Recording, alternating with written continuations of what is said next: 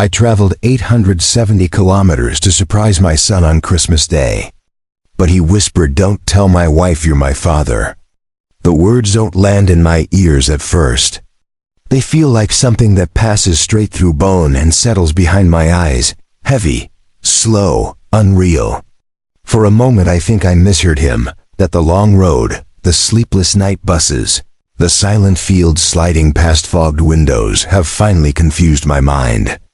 But I see his mouth still half open after the whisper, his face tight with something I don't recognize, and I understand that whatever I crossed those 870 kilometers for has already ended. I stand there with my hand still lifted, holding the small paper bag with the scarf I bought him at a highway stop, and the hallway seems longer than it should be. It's Christmas morning. There are lights behind him, voices somewhere in the house, the faint smell of food I don't know. None of it fits with what he just said.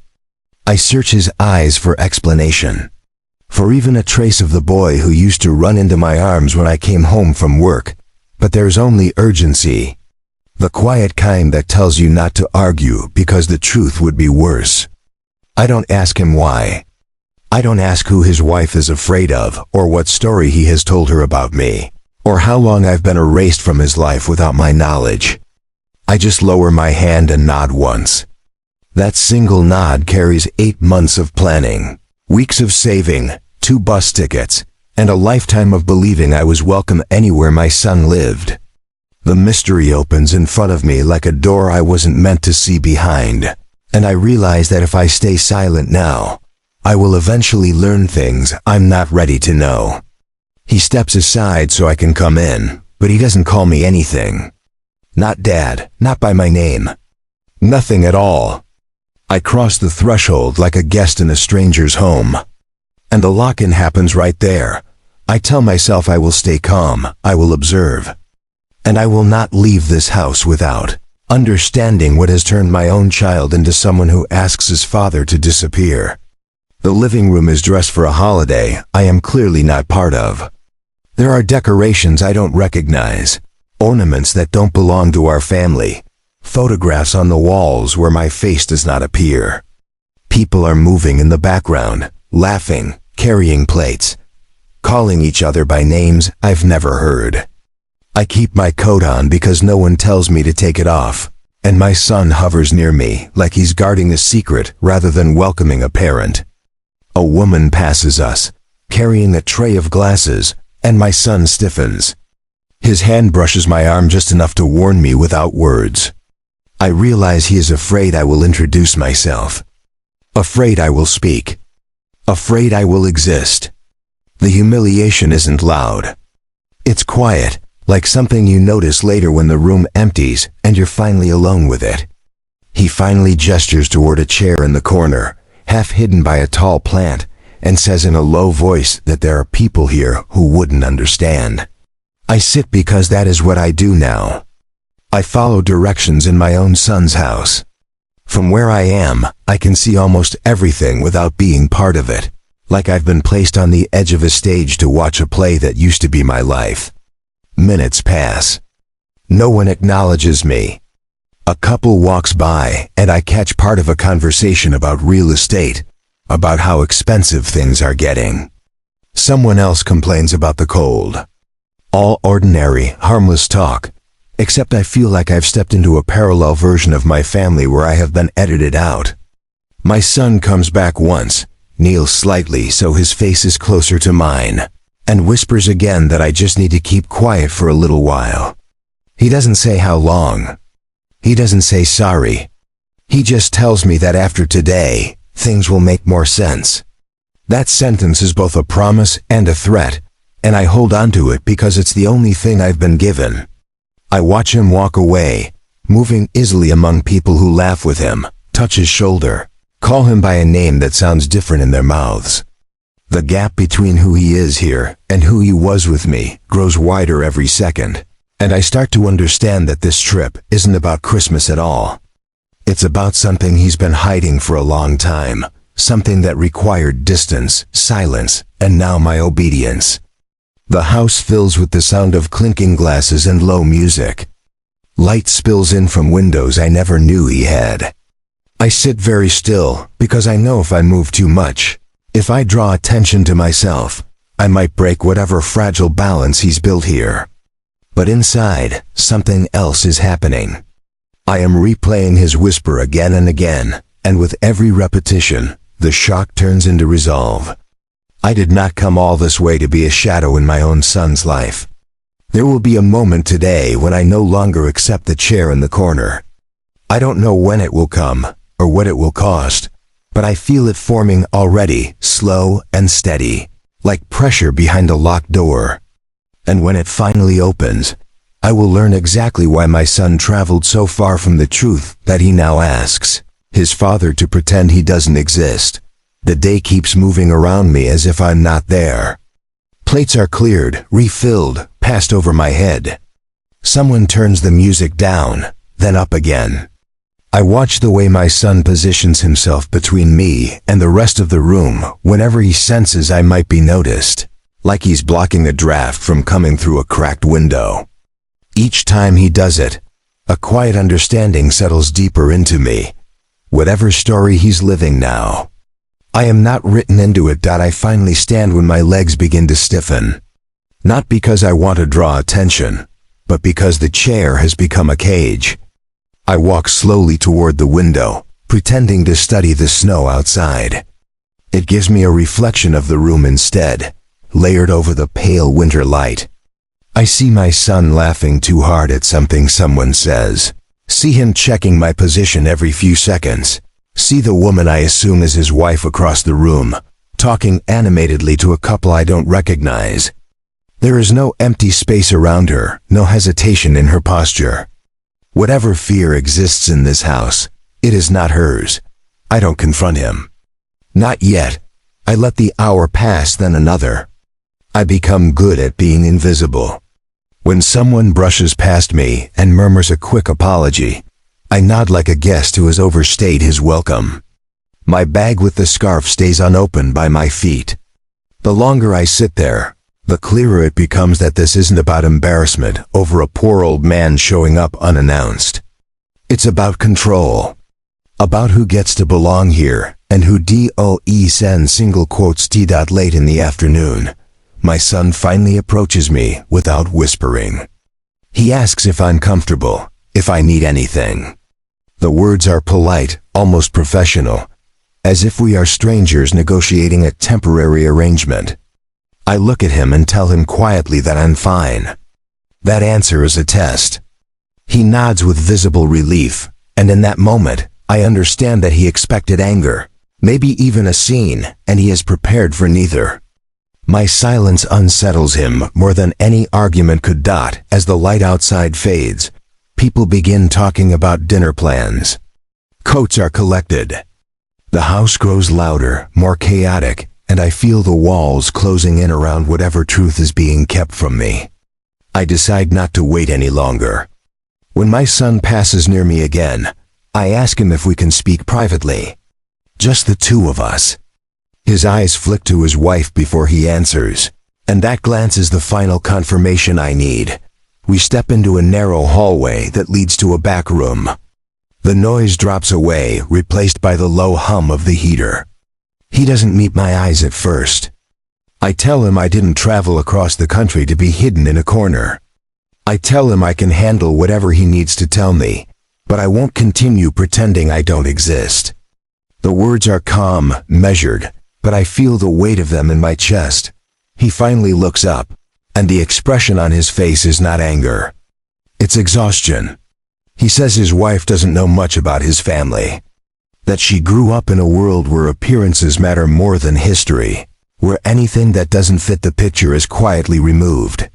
He says he thought it would be easier to introduce me later, after things were more stable. He says a lot of things that sound like excuses, and none of them answer the only question that matters. I ask him what he told her about me. He hesitates just long enough to tell the truth without saying it outright. I don't push. I don't need details. I already know the shape of it. I have become a complication in his life. A piece of the past he keeps in a box and only opens when he's alone. We stand there in that narrow hallway, and I realize this conversation is not about forgiveness. It's about consequence. I tell him that I won't announce myself to the room, that I won't embarrass him today, but that things will change. He doesn't ask how. He just nods, like a man who senses a door closing behind him but doesn't yet see which one. I return to my chair in the corner for the rest of the evening. I say goodbye when people begin to leave, quietly, to no one in particular. My son walks me to the door. He thanks me for understanding, as if that is what I have done. I look at him, really look at him, and I tell him I'll be in touch soon. He smiles relieved and closes the door behind me. The cold outside feels cleaner than the warmth I left. I walk down the street with my small bag in my hand, the scarf still folded inside, and I know that the distance between us is no longer measured in kilometers. It's measured in choices. And tonight, I finally choose not to disappear. I don't go far that night. I walk until the house is out of sight, then farther, until the streets stop looking familiar and start blending into one another. The cold sharpens my thoughts. Every step feels deliberate, like I'm putting distance not just between myself and that front door, but between who I was when I arrived and who I need to be now. I find a small motel near the highway, the kind with soft yellow lights and a clerk who doesn't ask questions. I check in, sit on the edge of the bed, and let the silence settle. Sleep doesn't come easily. My son's whisper keeps replaying, but now it's layered with everything I noticed afterward, the way he watched me, the way his wife never once looked in my direction, the ease with which I was excluded. Somewhere after midnight, the shock fades completely, replaced by something steadier. I stop asking myself how this happened and start asking myself what it means. Those are two very different questions, and only one of them matters going forward. In the morning, I wake before the alarm. The room smells faintly of detergent and old carpet. I sit at the small desk by the window and take out my phone. There are no messages, no follow-up from my son. That absence tells me more than words would. I don't feel angry. I feel clarified. There is a kind of freedom that comes when you realize you are no longer part of someone else's careful performance. I spend the day walking the city, not sightseeing, just moving. I pass families carrying wrapped boxes, couples laughing over coffee, people heading somewhere together. I think about all the years I worked extra hours so my son could have choices. I think about the way I never once asked him to choose me over his life, only to remember where he came from. Somewhere between one street and the next, I decide that this situation will not be resolved with a confrontation. It will be resolved with balance. That evening I call him. I keep my voice calm. I tell him I got back safely and that I won't be returning to the house. He thanks me again, and this time there's an edge of relief that doesn't try to hide itself. Before he can end the call, I tell him I want to have lunch before I leave town. Just the two of us. No explanations needed. There's a pause, then he agrees. His hesitation tells me he knows this isn't over. We meet the next day at a quiet restaurant near his office. Neutral ground. He arrives first and chooses a table against the wall. When I sit down, he looks around as if expecting someone else to join us. I order coffee. He doesn't. He keeps his hands folded, his posture careful, like a man preparing for a negotiation rather than a meal with his father. I don't start with accusations. I tell him about the trip, about the bus rides, the snow, the scarf. I tell him I came because I missed him, not because I wanted anything from him. He listens without interrupting, but I can see the discomfort growing. When I finish, I ask him one simple question, whether he plans to keep me a secret indefinitely. He exhales slowly and says he doesn't know. He says things are complicated. He says his wife has expectations, and her family has opinions, and he's worked hard to build the life he has now. I let him speak. I don't correct him. When he finally stops, I tell him that I understand ambition, but I don't understand erasure. I tell him I won't force myself into his life, but I also won't shrink to make it easier for him to avoid the truth. That's when the shift happens. He straightens slightly, his voice tightening as he asks what I mean by that. I tell him that going forward, I will be exactly who I am. No lies, no omissions. If he wants me present, it will be openly. If he doesn't, that choice will come with consequences he doesn't yet see. I don't threaten. I don't raise my voice. I just state it, calmly, like a fact of weather. The meal ends awkwardly. He insists on paying. I let him. As we stand to leave, he asks if I'm angry. I tell him no. I tell him I'm done being invisible. Those words land harder than anything else I've said. He watches me walk out, and this time he doesn't follow. That afternoon, I begin making calls. Not out of spite, not to punish, but to rebalance what has been quietly tilted for too long. I review documents I haven't looked at in years.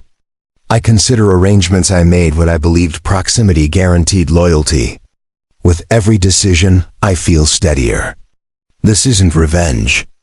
It's correction. By the time I pack my bag to leave the city, I know something my son doesn't yet understand. The distance he created didn't weaken me. It gave me clarity. And clarity, when applied patiently, has a way of reshaping everything around it. The bus ride back is quiet in a way that feels intentional. Like the world has decided to lower its voice so I can hear my own thoughts. I don't scroll through my phone or watch the towns pass by.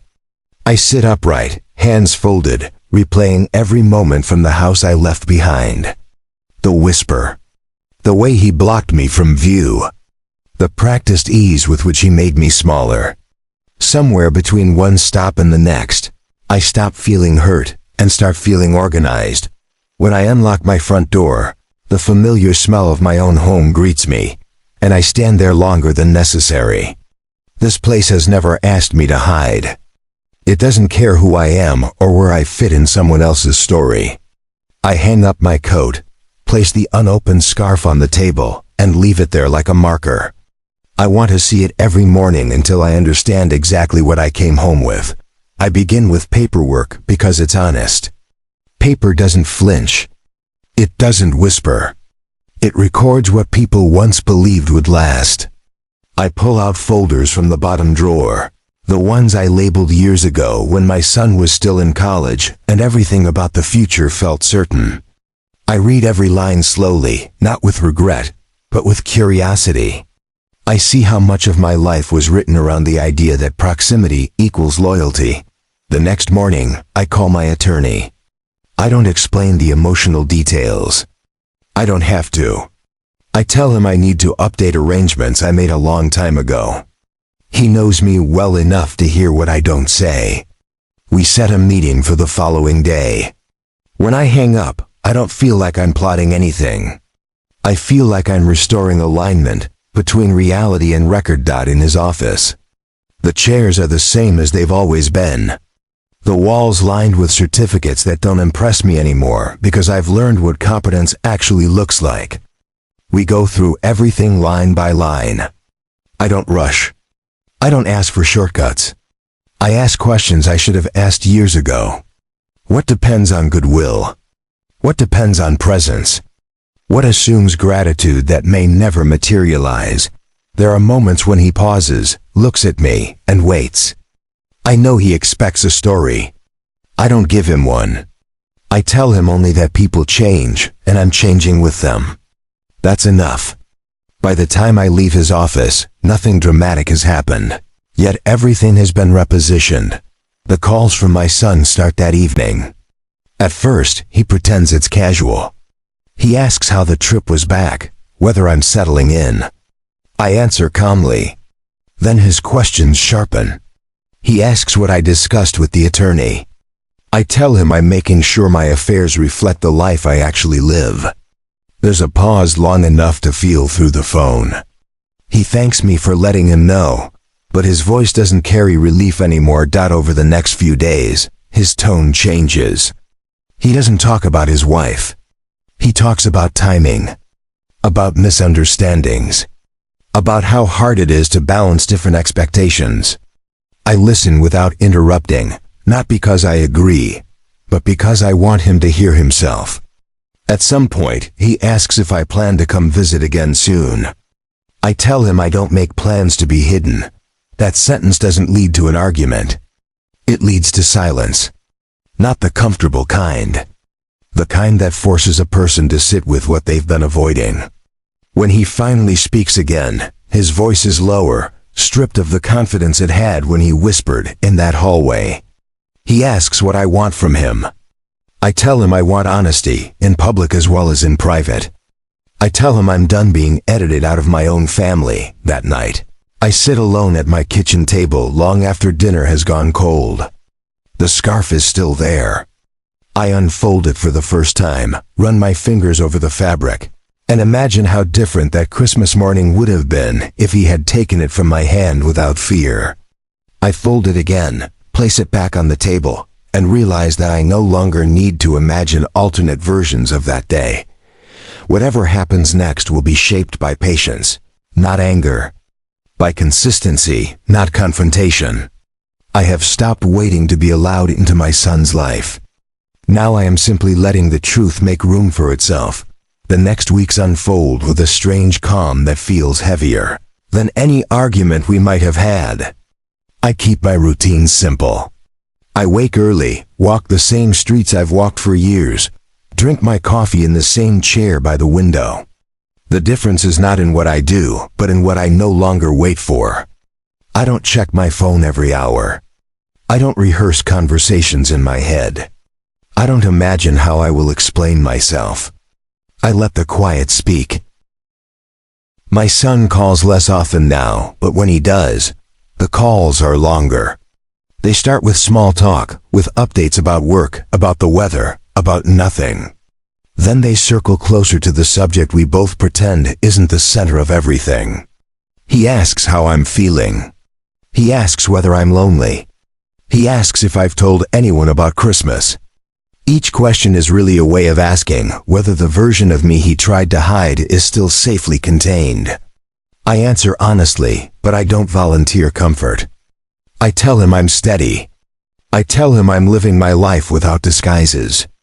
I don't soften the truth. One afternoon he calls in the middle of the day, something he never used to do. His voice is tense.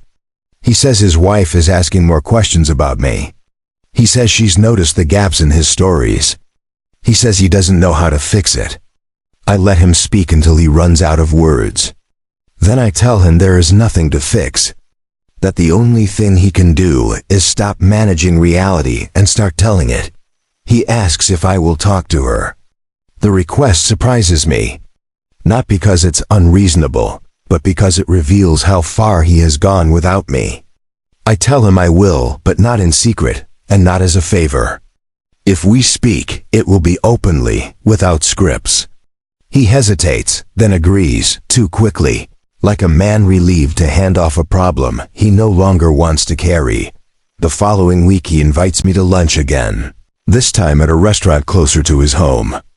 I arrive early and choose a table where I can see the door. When he walks in, he isn't alone. His wife follows a step behind him, her posture confident, her expression neutral. He introduces us with my full name, his voice careful, and I realize this is the first time he has done that in years. We sit. We order. No one pretends this is casual. She asks me where I live. I tell her. She asks about my work history. I tell her. She listens with an attention that makes me wonder how many assumptions she has been fed and how many she is already questioning. My son watches the exchange as if he's afraid. One wrong sentence will collapse everything he's built. At some point, she asks why she's only meeting me now. The table goes quiet. I don't look at my son. I answer her directly. I tell her that sometimes people try to simplify their lives by leaving parts out. That it doesn't work for long. That I don't blame her for anything she didn't know. My son finally looks up, but I don't shift my focus to him. This conversation is not about easing his conscience. It's about establishing ground rules. She doesn't argue. She nods slowly, processing. When she speaks again, she asks what I want from them. I tell her the same thing I told him, honesty in public as well as in private. Nothing more. Nothing less. The meal ends without drama, but the tension doesn't leave with the plates. It follows us out to the sidewalk, where my son lingers, uncertain whether to hug me, shake my hand, or keep his distance. I make the choice for him and say goodbye calmly, without gestures that would turn the moment into a performance. The calls change after that. They come more frequently, but they no longer circle around the truth. He tells me about conversations he's had with his wife, about how difficult it is to dismantle a story you've lived inside for years. I listen. I don't reassure him that it will be easy. I tell him only that it will be worth it if he lets it be real. At night, when the house is quiet, I think about how different this all feels from the version of revenge people expect. There is no explosion, no dramatic reveal. Just a slow recalibration of power, guided by clarity rather than anger. I didn't travel those 870 kilometers to reclaim my son. I traveled them to understand him. Now that I do, I no longer need to chase anything. The scarf stays on my table. I don't move it. It reminds me that dignity doesn't arrive in a rush. It arrives when you stop asking to be seen and start refusing to disappear. The real change doesn't arrive with a single conversation or a dramatic apology. It arrives in patterns, the way water reshapes stone without ever asking permission. My son starts calling me for reasons that have nothing to do with guilt or damage control. He calls because he's tired after work, because a meeting didn't go the way he hoped, because he doesn't know how to respond to something his wife said, and he wants to think out loud with someone who won't judge him. I listen. I don't offer quick solutions. I let the space between his words do most of the work. I notice something else too. He no longer checks over his shoulder before saying my name. There is no whisper now, no subtle lowering of his voice. He says it like any other part of his life, not as an exception, not as a risk. It's a small thing, almost invisible, but I feel it every time. Weeks become months. We fall into a rhythm that doesn't require careful choreography. He sends me pictures from his day, not curated, not impressive. Just a broken coffee machine at his office. A strange sign on the road. A dish he tried to cook and failed. These aren't gestures meant to repair anything. They're the habits of someone who no longer feels the need to divide his world. The first time I'm invited to their home without a holiday attached to it, I sit in my car for a minute before going in. Not because I'm afraid of being turned away, but because I'm aware of how many quiet negotiations it took to reach this moment. When he opens the door, he doesn't hesitate. He doesn't scan the hallway behind me. He just steps aside and lets me in. Inside, nothing is staged. There are shoes by the door. A jacket over the back of a chair. The kind of disorder that only appears when no one is trying to impress. His wife greets me easily, not with exaggerated politeness, but with the calm confidence of someone who no longer feels threatened by my presence. We sit down and talk about plans that don't involve anyone proving anything. At some point during that dinner, I realize I haven't once wondered how I look, or whether I'm being inconvenient, or if I should keep my voice low. The effort of being invisible has finally been released. It's like setting down a weight you forgot you were carrying. The scarf eventually leaves the table. Not because I decide to put it away, but because one morning I find myself wearing it on a walk. It's cold outside, and the fabric does its simple job. That's all it ever needed to do. I don't attach meaning to it anymore. I let it be what it is. My son still struggles. There are days when old habits surface, when he avoids a difficult conversation or tries to manage how people perceive him. When that happens, I don't confront him. I don't remind him of Christmas. I don't reopen the wound. I just stay consistent. I show up as myself, without disguises, without requests. One afternoon he tells me he's thinking about telling his wife's parents more about his background. Not because he owes them an explanation, but because he's tired of carrying a version of himself that only exists in fragments. He doesn't ask my permission. He just informs me. That distinction matters. I tell him I trust his judgment. And I do. Not because he's suddenly become perfect, but because he's become accountable. That's the difference between someone who hides and someone who lives. There is no ceremony marking the end of this chapter. No formal reconciliation. Just a gradual return to something that feels like ground. The kind that holds your weight without demanding you prove you deserve to stand on it. Sometimes I think back to the man who traveled those 870 kilometers, carrying a scarf and a lifetime of assumptions. I don't pity him. I respect him. He crossed that distance believing he would be welcomed, and when he wasn't, he didn't collapse. He adjusted. What I've learned is this: dignity doesn't come from being included. It comes from refusing to edit yourself to stay included. My son is still my son. His life is still complicated. But I no longer participate in any version of it that requires my silence. That is the quiet ending I live with now. Not the satisfaction of being proven right, but the peace of no longer being erased.